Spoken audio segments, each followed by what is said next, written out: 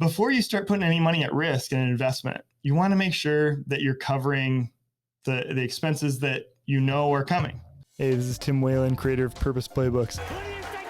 I need to make sure that I'm clear about a few things before we get started. Yeah. I am a financial planner, but I will never give investment advice or recommend any investment products in this show or in any other public space. I'm not talking about that.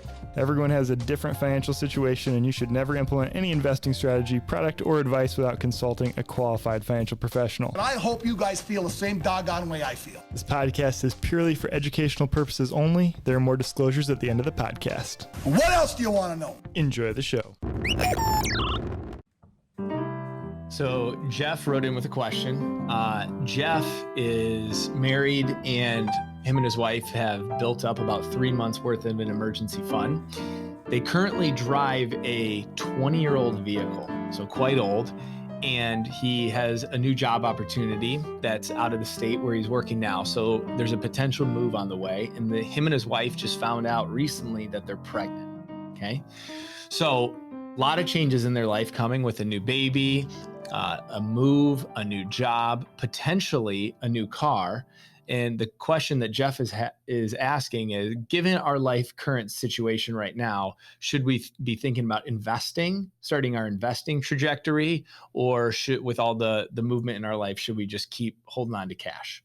Okay, so they have their emergency fund, but really not much besides that. That's about it. Okay, so some general principles that I'd think about. Again, you mentioned a lot of life change. New baby on the way. Potentially, switching out cars, that's not as big of a life change, but then a move is really big. Of course, I'd wonder, whether or not that move is being covered at all by the employer. It sounds like they're going to have to pay their own way to some degree. So when I think about this, and of course, disclosure, Tim coming out here, no investment advice on this show.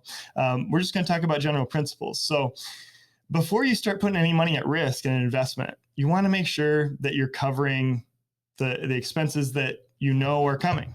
So in this case, you've got a move. How much is that going to cost? I don't know, but they should figure out what that amount's going to be.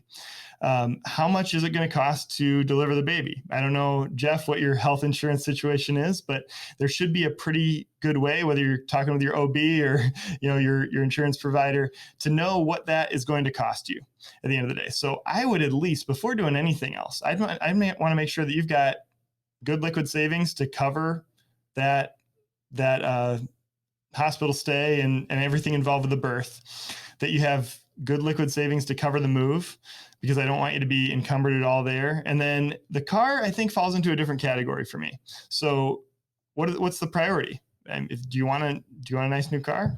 You don't have any debt. There's nothing encumbering your cash flow there. So can you save up and get the kind of car that you want? If that's a huge priority, then maybe you do that before you start putting any money at risk in an investment. But I think that's more of that in particular out of the three is probably the one that I think is most up to you. I have an old car that I drive to and from work because I live really close to work and it gets me where I want to go. And I'm not a huge car guy, so I don't really care.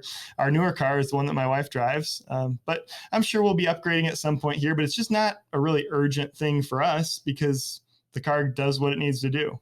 But if you've got a car that's breaking down all the time, is a major hassle, is a safety concern, then that's going to change the equation. So generally, I would say, all these things that you mentioned, big life changes, I would like to stack up some cash, get through some of these big life changes, and then sit down with your financial advisor and put together a plan to grow your assets over time. But I would first take these things that you know are going to happen and then save some liquid cash in order to be able to cash flow these things without dipping into your emergency fund or going into debt.